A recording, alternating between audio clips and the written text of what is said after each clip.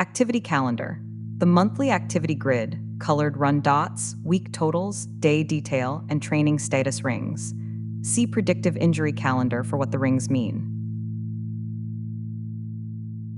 PIRX loads all your synced activities for the visible month and groups them by day. Each activity is placed on the day it happened in your local time zone, so a run at 7 p.m. always shows on the correct day, even if the server stores it in a different time zone. A monthly calendar grid. Days when you ran have colored dots. The backend queries the activities table for all records in the visible month's date range. Each activity has a UTC start time, distance in meters, duration in seconds, and a classification label: easy, tempo, long, interval, race, set during the cleaning pipeline. Strava tells you what you did. Garmin shows your data. PIRX tells you why it happened and what's next.